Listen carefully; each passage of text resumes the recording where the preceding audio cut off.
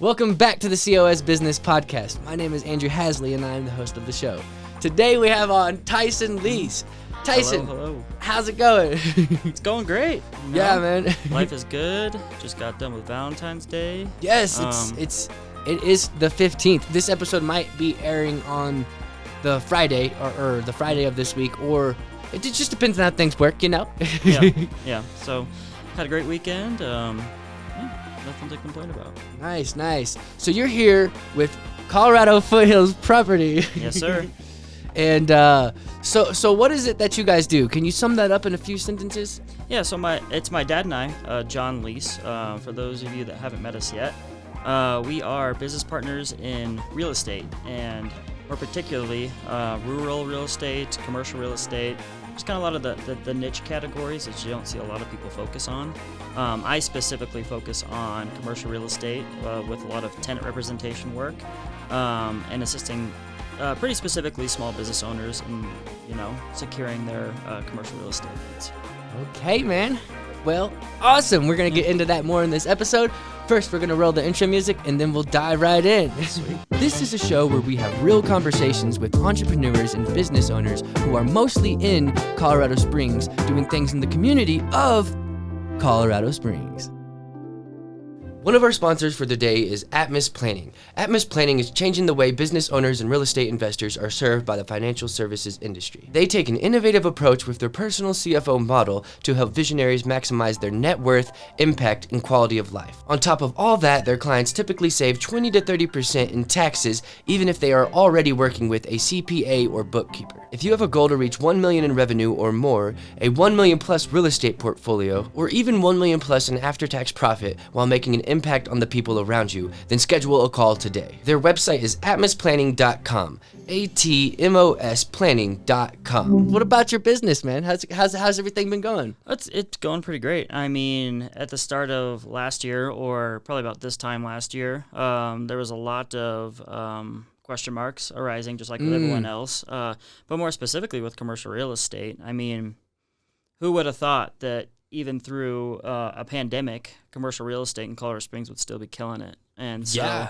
I was sitting there thinking about, okay, how do I need to reposition? How do I need to pivot and retune my business model and stuff?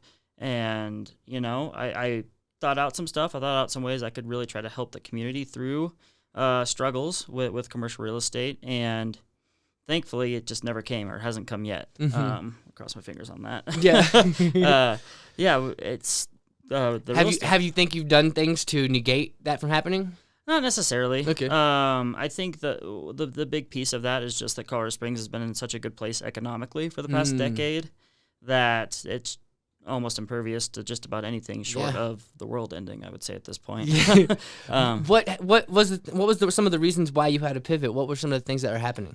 So typically, or not typically, because nothing about this is typical, but where my mind went to is the fact that, okay, if businesses are going to be shut down and not allowed to operate, what does that mean for leases? You have a lot of these business owners that are stuck in 3, 5, 7, 10-year leases, and all of a sudden, they have no need for the space anymore, or at least there's an outside force that's stopping them from operating. And so, what is that going to look like for these people? And so the pivot there was trying to figure out how can I be an asset in this situation? How can I really help them, tread through these waters, just trying to stay afloat or even thrive in that type of situation. And so I was anticipating having to do some negotiating with some tenants and some landlords if possible.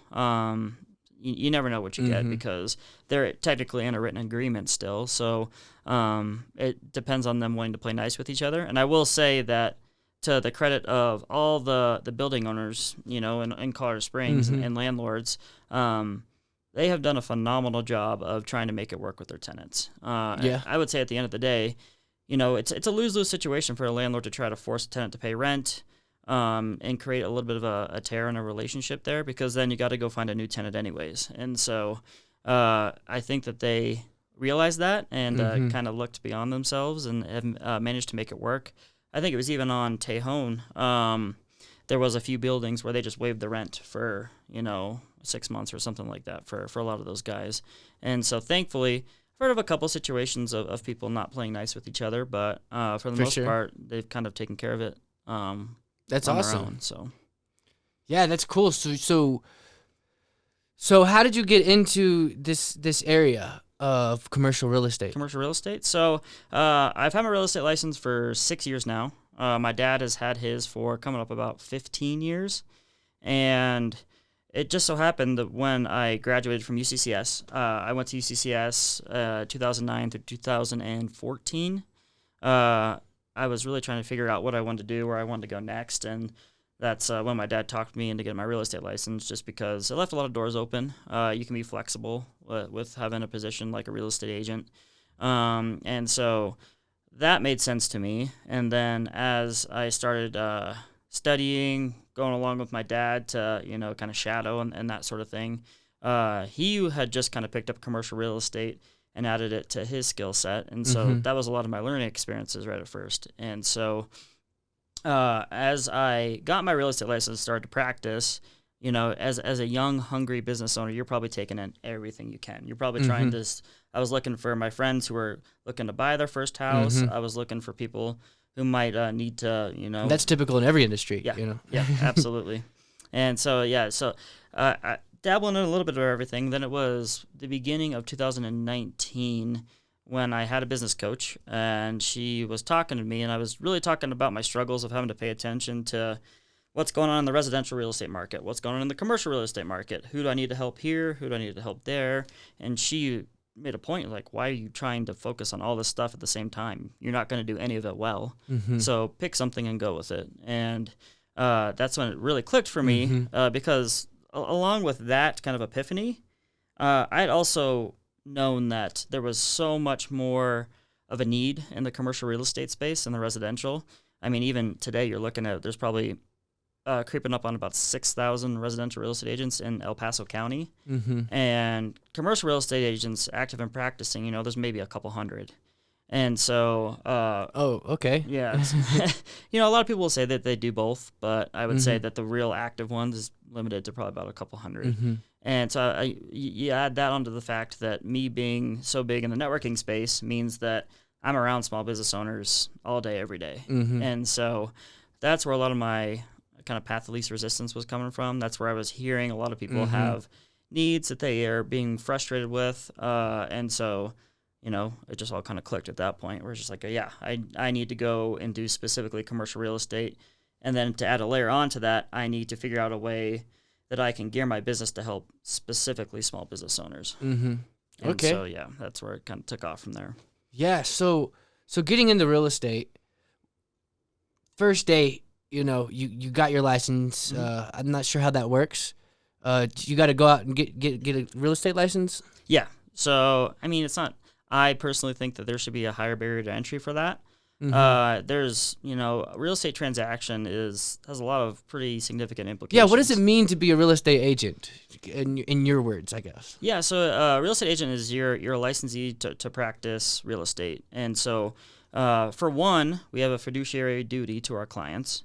And so we sign a contract with our clients, whether they're a buyer, a seller, a tenant, a landlord, anything in between there, to represent them, right? To market their property, to negotiate on their behalf, or if they're on the other side of it, to help them find properties to then negotiate on their behalf for. And so is it the sales side of I guess property, owning real properties? real property. Yeah. So being a real estate agent is usually, typically, that means you're representing people. You're representing a person trying to sell their house, essentially. Yep. So, for instance, we can sell, but our license is not specific about selling like a mobile home. People will inquire about that sort of thing, but a mobile home is not real property. Real property has to do with the land and the piece of property on the land. Okay. And so leasing is a little bit different, because there's not that same distinction, but you are leasing space. Yes. Either on land, in a building, something along those lines. Okay. Yeah, and so the fiduciary thing is the most fundamental thing, and it's the thing that I think gets forgotten the most by a lot of people in my industry, just because they get caught up in the marketing aspect of it. And so they focus on being a master marketer, where they're like, hey, look at these cool videos, websites, everything else that I can do to market your property. And that seems to take lead in them building up their business just because that's what consumers want to see. But, you know, I'm sure that there are a lot of people out there that are going to watch this video that have had a bad experience with a real estate agent before. And I would say that it's very much because of that, because that agent is not remembering their ultimate fiduciary duties. And so it's not about us trying to make our money in our own interest. It's about representing a client and making sure that their interests are best represented. And when you say fiduciary needs, what do you mean by that? Fiduciary means that the contract we signed has given me permission to represent your best interests. So you would come to me and say, "Hey, I want to go buy a house. This is what I'm qualified for to purchase, or this is the cash I have," something like that. What's the person from not just stop a person from not just trying to find it themselves? It's tricky, is what I'll say, because I'm gonna insert one of the needs that I found in commercial real estate into this. So an average situation that I get, I'll be talking with Sally, who just wanted to open a flower shop, right? And so she's like, "Yeah, I know I want to open a flower shop. I need to have a brick and mortar location for people to come into. What do I do?" Yeah, it's also the unknown of like, I don't know where to even start. And that's the fundamental thing, right? And so you're driving around, right? You know you have to do this, you have it in your mind, and you see signs, right? You see signs on the street that says for lease or something like that. You call those signs. Maybe you'll talk to the agent representing it, maybe you won't. It's kind of hit or miss in that regard. And then let's just say you happen to get a hold of them and you set up a showing to come look at the space. And then you talk to them, you're like, "Okay, I want to lease out the space. What's next?" Right then and there, you have to understand that agent has a fiduciary responsibility to their landlord. You know, they don't have a responsibility to you, the person that's trying to lease out the space. They have a contract signed with the landlord to lease out the space at what would be the most amount of money they could get for the space technically. And so, you know, Sally may say, "Oh, I can only afford about $1,200 a month for this." And, you know, the agent knows that the going rate on that space is, you know, let's just say $1,500.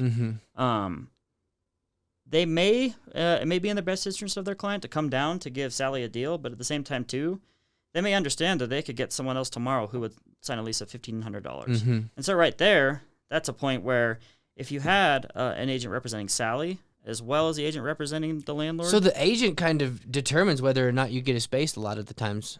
Yeah, is what you're saying. In my space, yes, and in commercial leases, yes, just because they're usually the ones that are doing the qualifying and stuff like that, and so you know they'll look at your financials, your credit score, that sort of stuff, and they're not the deal breaker, I guess is the best way to put it. The landlord is the one that always makes the decision. Like I can't not consult with my client and make a decision for them. For sure, that's not part of the relationship there. Is that in some contracts? Or is it always always no. Okay. No. That's a pretty big fraud, I would say. Yeah. Well, yeah. It would be unwise of the owner to, maybe not unwise, but I mean, I guess that takes a lot of trust. It does. And so, you know, a good agent will then say, "Okay, this is Sally. She wants to start a flower business. This is what she can afford in rent. You know, she makes 3 times the rent outside of her flower business, so she's a pretty strong tenant. And she's not, even if her flower business doesn't take off, she has money to pay for the lease regardless." And then they give all that information to their landlord, who then can decide, "Yeah, I think we can sign a lease here or not." And so, but again, if Sally is unrepresented, she doesn't have any representation besides what she has to offer, right? She has no knowledge of. I should say most times. There are some people that do keep a pretty low ear to the ground to pay attention to that sort of stuff. But your average consumer is not going to understand what average market rents are, what landlords are doing for tenants typically. Because the other part of this, too, with negotiations is Sally may need to have her space refinished. She may need to have paint, carpet, countertops put in, you know, maybe even a freezer for flowers, something along those lines. And a lot of consumers don't know that the landlord can pay for a lot of that, depending on what you're doing. Oh, yeah. Yeah. And so a lot of times the landlord will want to pay for some of that stuff to control it. But poor Sally here is very likely not going to have knowledge of that going into this. Yeah, for sure. Yeah, I didn't even think about that. Yeah. There's a lot. Was it you that made a post recently? Someone made a post recently about, just some things that, or maybe even one specific thing where, there's a lot of like things that are the landlord's responsibilities. Oh yeah. That you don't know, that you might not know about. I don't think that was me. I've talked about that before, but I've made a post about it recently. But yeah, there's a lot of truth to that, right? Mm-hmm. Like it might be written into your lease that you're the one that's supposed to take care of the hot water heater, the HVAC unit, whatever else. Or it might be written that the landlord's supposed to take care of that. So yes. When your HVAC goes out, how are you supposed to know who's supposed to pay for it? Mm-hmm. And of course, it's a pretty hefty cost. Neither person probably wants to pay for it. Yeah. And so what does the lease say at that point? And so there's a lot of these difficult things that you need help walking down the line with. So you need representation because for me, representing Sally, I know that, hey, I just saw someone else sign a lease just like this where the landlord agreed to, do the full tenant improvement project for them out of their own pocket. And it was at this price. Why don't we try to go for that same price? Because I know that that's what's going on in the market right now. Yeah. And so yeah, for sure. She goes from being in this thing where she might just sign a lease without anything, anything provided for her, and she's paying more than she wanted to pay or something along those lines, to now she's in a situation where she knows, okay, I'm having all this stuff done for me. I had to sign a little bit of a longer term lease, but then I also didn't have to pay, $20,000, $30,000, $40,000 out of my pocket to get the space ready. So it puts me in a better position starting up a business to, not start out with a massive amount of debt. Yeah, for sure. And that's awesome. Yeah. Now I can see why that is valuable, because if you're trying to start a business, you don't want to have to focus on all this extra stuff. That's like a whole nother thing where you can hire someone who is there, and knows exactly what's going on, things like that. Those opportunities, essentially. Absolutely. And also too, there's a ton of stuff that happens before you get there, right? So I talk all the time that I feel like a lot of business owners, they start a business because they like the industry that they're working in currently, or they have passion to start something up, right? And so you have, let's just say, take an electrician. They've been an apprentice electrician for the first 10 years of their career, and they're finally decided that they don't want to work for someone anymore. They've reached the point where, like, okay, I can go start up my own company, and then I'm not having to give my boss, 50, 60, whatever percentage you agreed upon of my paycheck. And so that's how that idea starts. And I think that's how that idea starts for a lot of people. What they a lot of times might have failed to acknowledge is that in that transition, you've gone from just being a tradesman to a business owner. You have to think about way more things than just doing the electrical work. Oh, yeah. You're all of a sudden having to figure out, what's my business plan? How am I going to generate business? How am I going to generate a budget of my expenditures and then make sure I have revenue to, pay for those expenditures? Do I need to take out a loan to kind of get started so I can buy a van for equipment?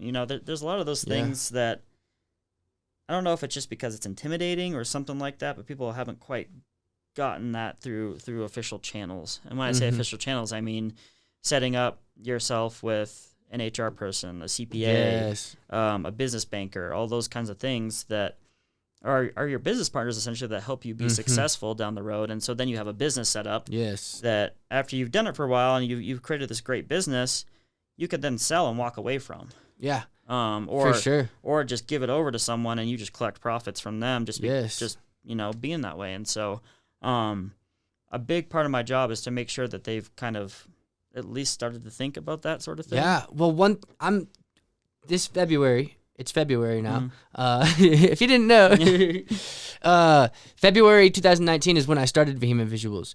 2 years into it now.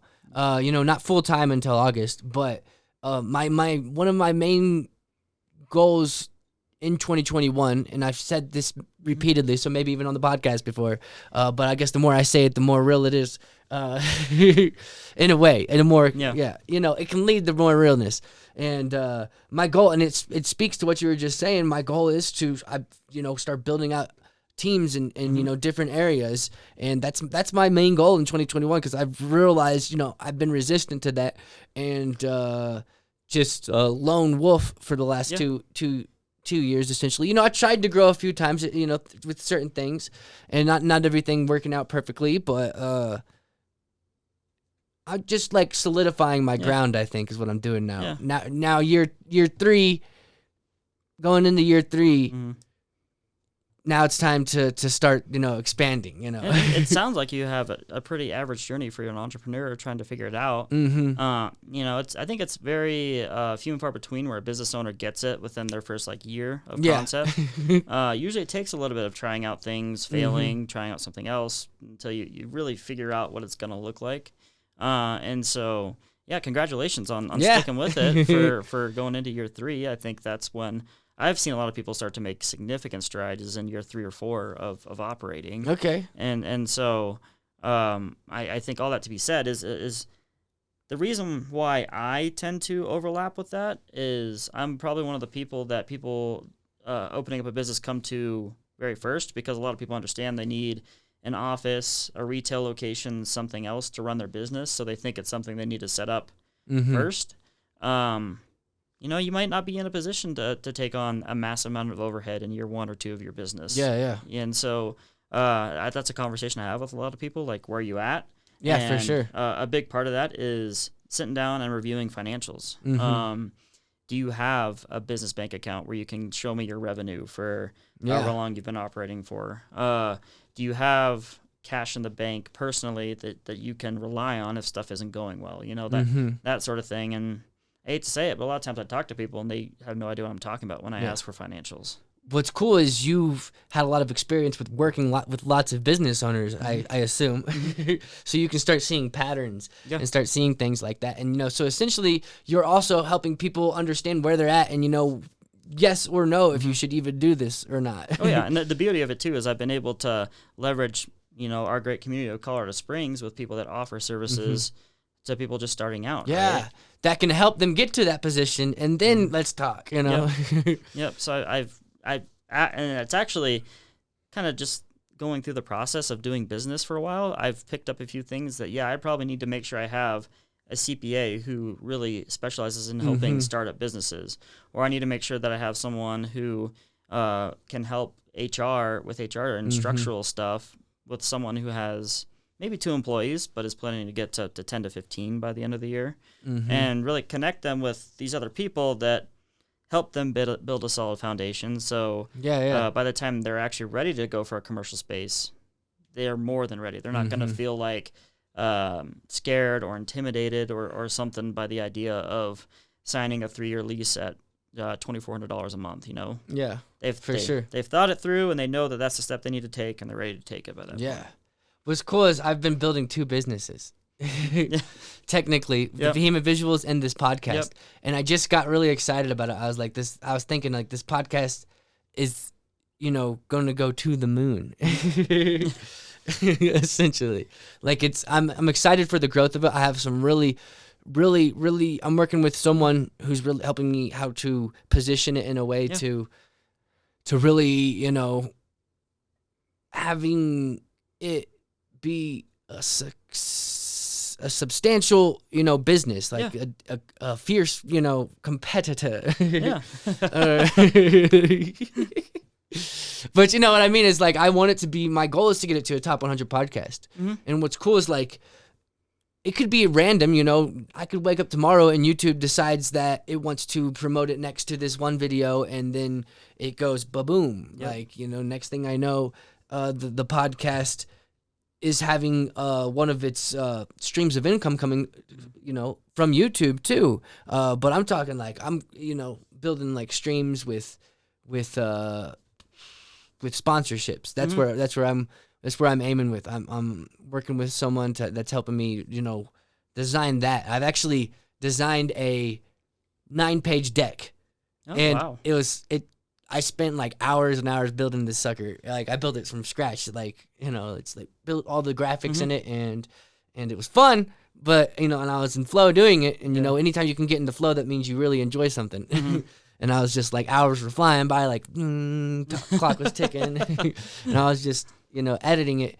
And it was cool to create because when you make a deck like that, you're really like, you're not only doing the design, you're like thinking of the actual value that you can bring. And that's the fun part. That was like page 9. And then, it was showing previous sponsors on one page, and it was showing like just breaking down, a deck that really breaks down what the show is about, who we are. Like, it basically like a VBC, but, a deck.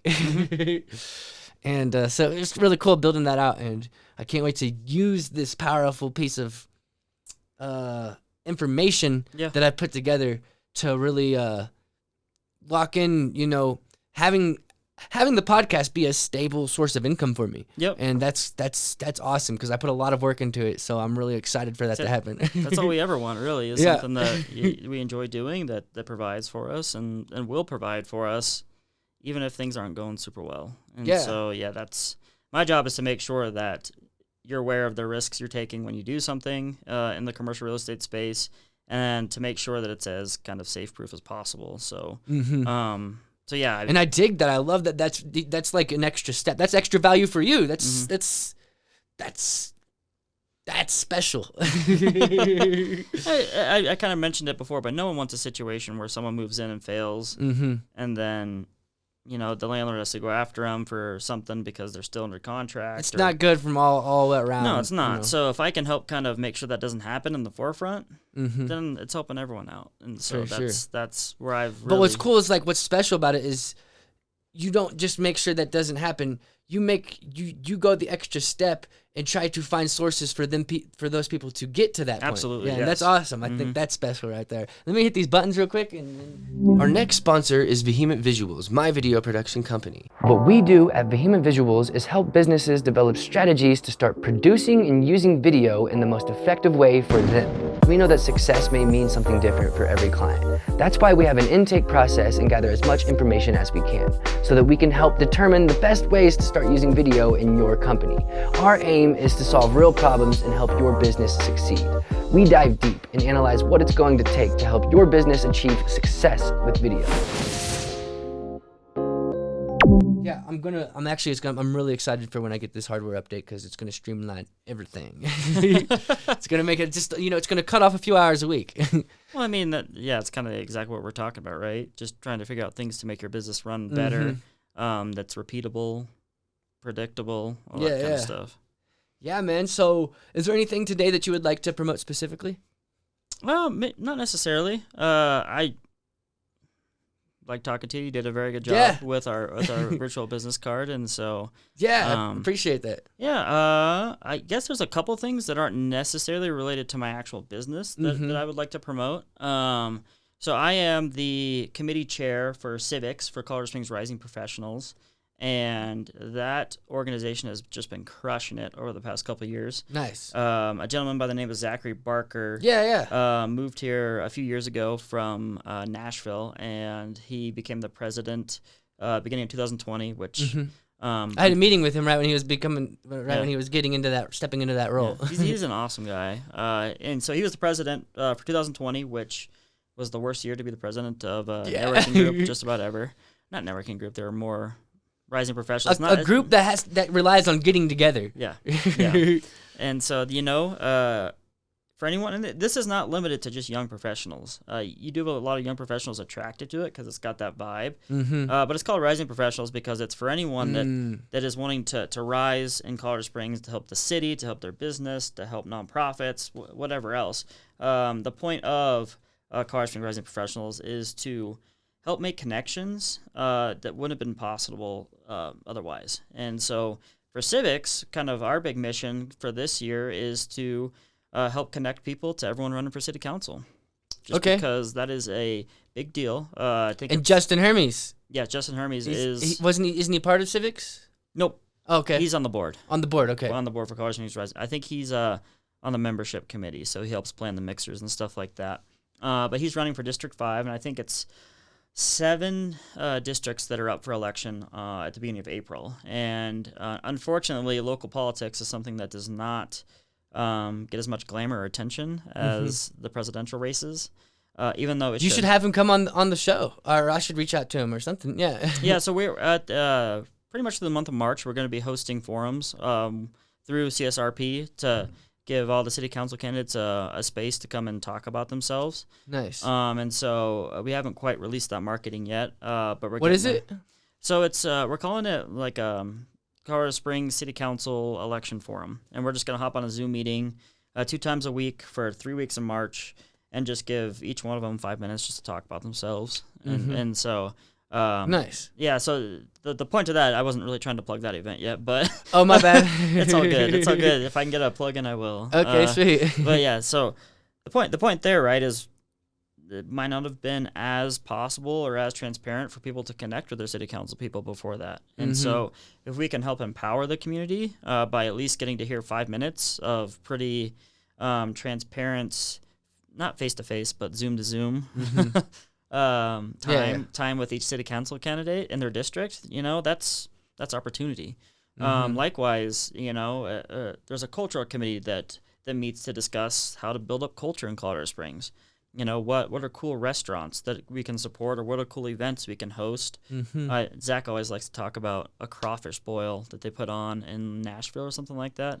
Just like a gigantic citywide crawfish boil that the Rising Professionals group out there led. And so stuff like that, just anything that if you want to get involved with more people in Colorado Springs in general, that's a great place to do it, just because you'll get connected to, the city, you'll get connected to people within the city, maybe some professionals that are looking for people to do things. It's a very great synergistic group that's trying to really help just make Colorado Springs a better place to be. Yeah. And so that group, then I'm also a board member for a networking group called Front Range Power Connectors. Oh, yeah, you are. Yep. I forgot about that. Yeah. And so we're talking about trying to figure out what meeting this year is going to look like. Yeah. What Million Cups is meeting. Why is not Front Range Power Connectors meeting? So our board meeting was last week, where we first started to talk about what that was going to look like. Okay. 1 Million Cups, I think, meets a little bit more frequently than we do. And so we got to kick the tires on our plans for this year with Front Range Power Connectors. And that group it's kind of a mentorship-based networking group. Okay. It's called Power Connectors just because Gary Rollins, he's been in Colorado Springs for a while now, and he's a pretty strong networker is how a lot of people describe him, myself included. And he saw that there's a lot of people that want to get out and figure out how to network and connect with people, but don't quite know how to do it. And so he figured, if he could develop an organization that gets people who've been networking for a while and are happy to help kind of connect people to become quote-unquote power connectors, and then develop like a little bit of a light, not intensive mentorship program with who we call a mentee or a new networker, just to help them get connected, help them figure out what it means to be in the networking space, because it's not about who can give you business as much as it's about trying to help create win-win situations for everyone in the community. And so that group, it's been a pretty special group for the past few years, and COVID really slowed that one down. And so it's a really special group to me. I know that. Yeah. I haven't been on any of the Zooms, but I mean, when I first came out here, that's how I met some of my first new connections. And that's the exact point of it. You just moved to town. And I think no matter where you go, you're probably going to wonder, how do I get plugged in? Where do I need to go to meet people? I was looking for networking events, and the only reason I found it is not because I found it on like any meetup or anything. It was because Sterling McManus, he reached out to me because I was new to networking, like never really networked before. So I heard something about this thing called BNI. And so like I put an email in somewhere, and then he reached out to me because of that, and because of I was just putting my feelers out everywhere. Yeah, just trying to figure it out. And he was like, "Hey, how about you come to this thing, Power Connectors?" And I was like, "Okay, bet." And I think that was may have been my first networking event. Like, I had like some things on Meetup where they were like a few things, but it was usually just someone trying to sell something. But those are cool. But it's a mixed bag, and what you'll find. One thing for sure is the Power Connectors. That's the best launching point for stuff like that. And so. The best way to get in touch with that is either get in touch with me or go like us on Facebook, or LinkedIn, I think, is actually a more active space for Power Connectors than Facebook is. So LinkedIn. And then all of our events go up on Meetup for sure. And so I think for this next month, it's going to be a Zoom event again, and then we're going to start to look at some type of hybrid meet in person type thing. Just depending on what breaks down with the. It's the third Tuesday, right? Yes. I'm gonna put that in my calendar. Right. No, sorry, fourth Tuesday. Fourth Tuesday. Fourth Tuesday of every month. It's probably already in there, actually. Fourth Tuesday from 5 to 7. Today is the second Tuesday. I mean, tomorrow's the second Tuesday, third, fourth. Nope, not in there. All right. And it's 5, right? Actually, I get the email, I think. 5 to 7. So when I get the email, I'm going to make sure to come do that. Because I haven't been to any of the Zoom meetings. And they've actually been pretty useful. I think we found a way to have quality networking in that sort of space with breakout rooms. So you come together. Okay, sweet. Yeah, so you come together as the big group. You have 40, 50 people on a Zoom chat. The first hurdle, we're like, okay, well, how do you network with 40 or 50 people on a Zoom chat? Breakout rooms, right? Yeah, and so you break out into rooms of, 4 or 5 people, and you're allowed to, and there's like 8 minutes per topic where you just talk with those people for 8 minutes, and then you pop back in the main one, and then you go into your next breakout room with different people, and just flows like that for an hour. Does the breakout rooms, is it like just randomly sorted? Yeah. Okay, sweet. Yeah. That's awesome. That's interesting. See, I haven't done any of the Zoom stuff. Like, I kind of, when the in-person networking stopped, I kind of stopped networking for the most part. Mm-hmm. I just didn't do the Zoom stuff. I don't know why. I'll say that's really what kept my business afloat. Is how strongly I was connected and had developed relationships. Via Zoom? Well, no, just through the entirety of my career, right? Okay. But you were able to keep them healthy. Yeah. Via Zoom. I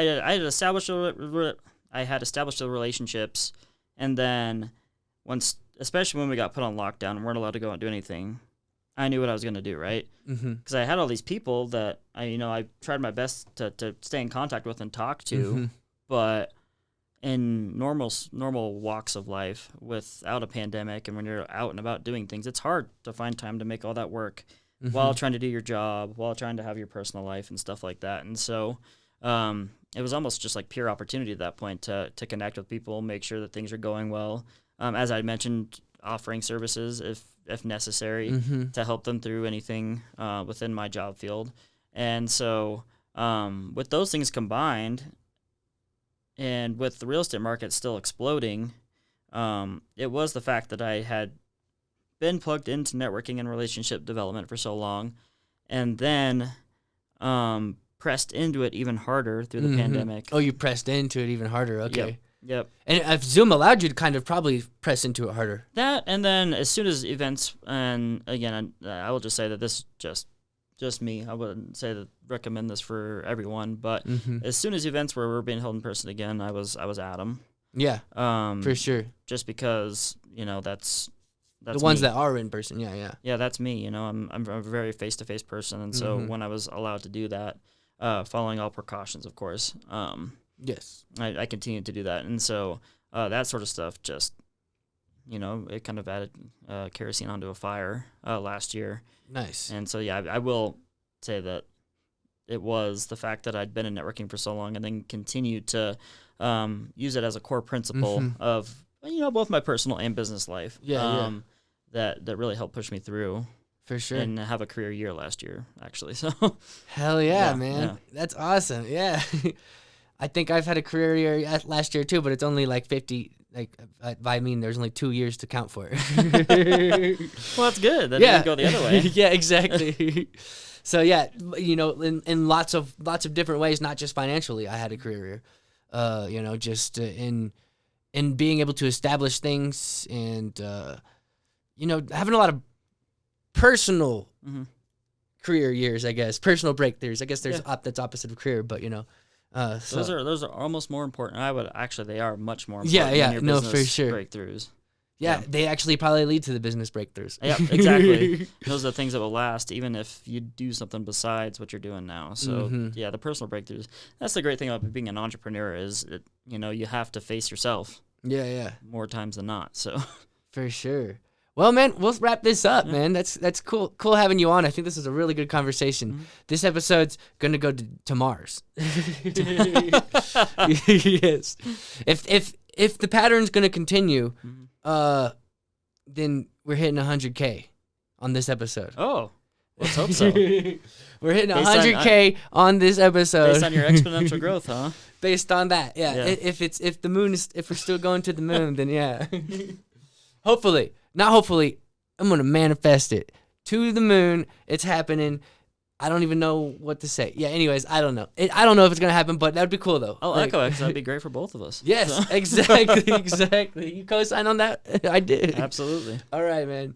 Well, we'll see you guys on the next episode. This has been the COS Business Podcast today here with Tyson Liese. That actually happens quite a bit, so I'm actually, because it happens so much, I'm gonna figure out a different way to I'll do make the myself mic. look like a fool on camera. No big deal. I mean, it happens a lot, so that means that there's some engineering that can make it better. So I gotta figure it out.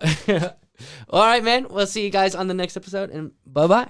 If you'd like me to read an ad script at the beginning of every episode, or in the middle, or at the end, promoting your business, then reach out to cosbusinesspodcast@gmail.com, or reach out to me directly, Andrew Hasley.